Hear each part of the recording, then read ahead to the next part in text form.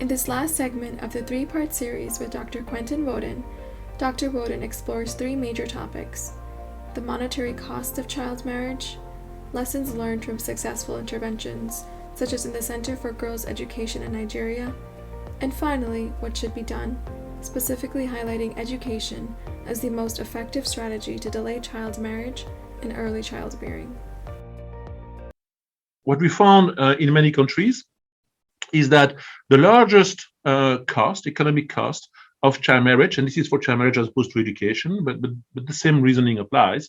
But for child marriage, the largest economic cost is through fertility and population growth. And the basic argument is that if the families or if the woman can delay childbearing, then they will have a smaller number of children over their lifetime. That reduces population growth, which then increases standards of living, at least for a while, for a 15, 20 years period, because GDP per capita will be higher. So this is based on GDP per capita, but even at the household level, it would to some extent hold. We also find an effect on earnings, and the effect of child marriage on earnings is through its effect on education. And in this case, it was $71 million. That's an estimate of how much women today would earn more if none of them had married as a child before. And then we have a number of other benefits as well, but I'm going to pass on those.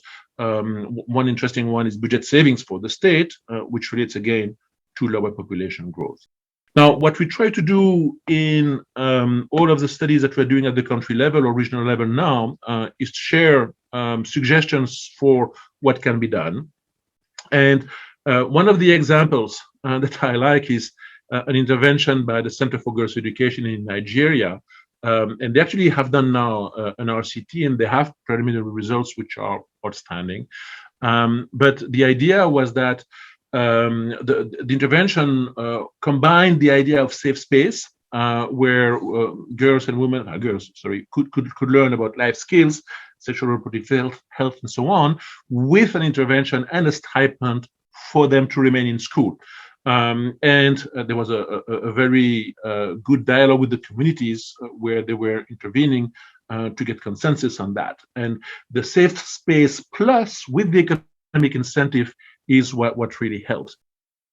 In terms of the RCTs overall, it seems that the incentives for schooling and keeping the girls in school are probably the best way to delay childbirth and delay the age of marriage.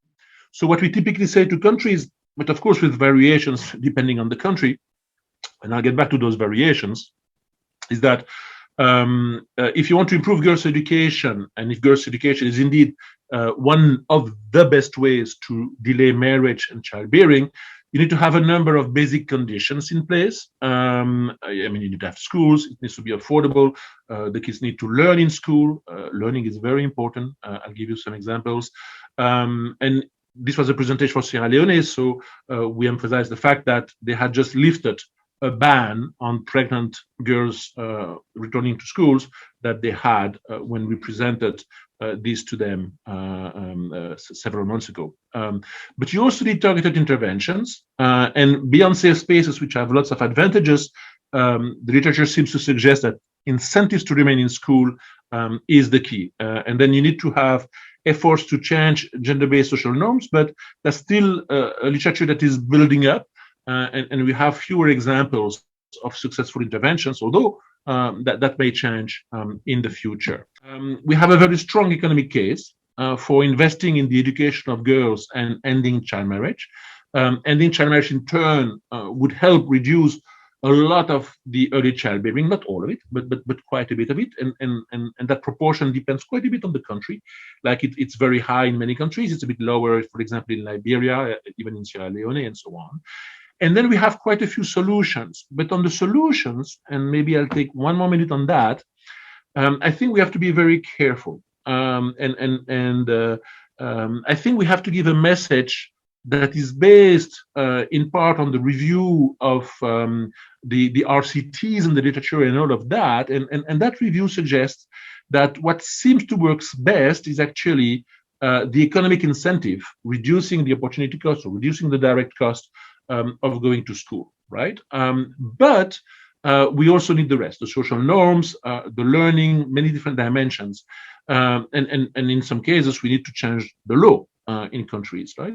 So there are a few countries, for example, that were preventing girls from married girls or pregnant girls from being in school. And so, depending on what you find in different countries, you may suggest a slight different mix in terms of the package of interventions.